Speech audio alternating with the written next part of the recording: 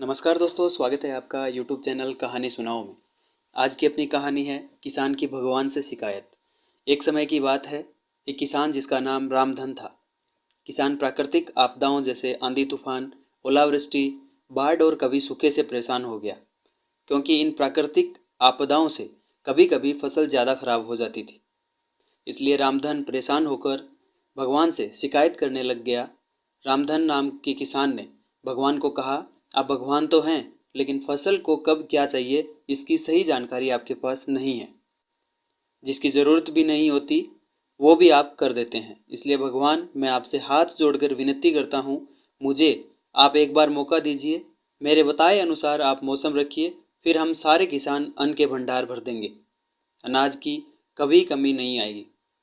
भगवान रामधन की बातें सुनकर मुस्कुराए और बोले, ठीक है रामधन, आज से तुम्हारे बताए अनुसार मौसम रहेगा।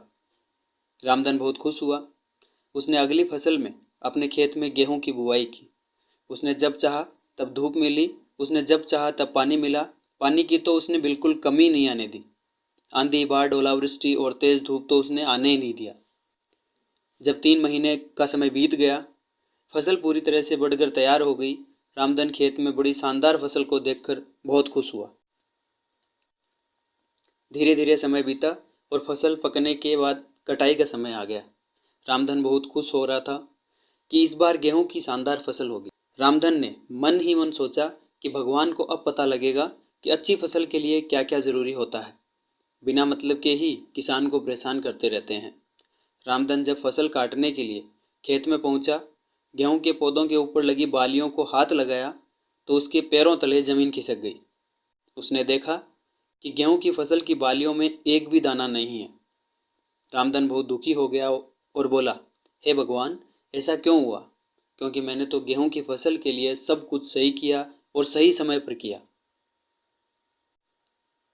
रामधन की बातें सुनकर भगवान बोले, हे प्यारे किसान, ऐसा तो होना ही था, क्योंकि तुमने इन गेहूं के पौधों को बिल्कुल भी संघर्ष और मेहनत नहीं करने दिया।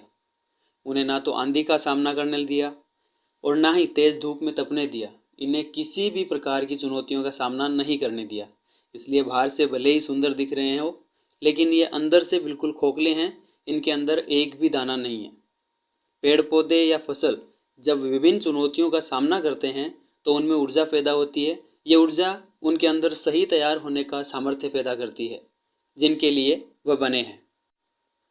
तो दोस्तों, ठीक इसी प्रकार जब तक इंसान संघर्ष से नहीं गुजरता है, वह आदमी खोखला रह जाता है। जीवन की चुनौतियां ही उसके लिए उन्नति के नए रास्ते खोल देती है और आदमी को मजबूत और प्रतिभाशाली बनाती है। इसलिए आपके भी जीवन में मुसीबतें या चुनौतियां आएँ तो घबराना मत।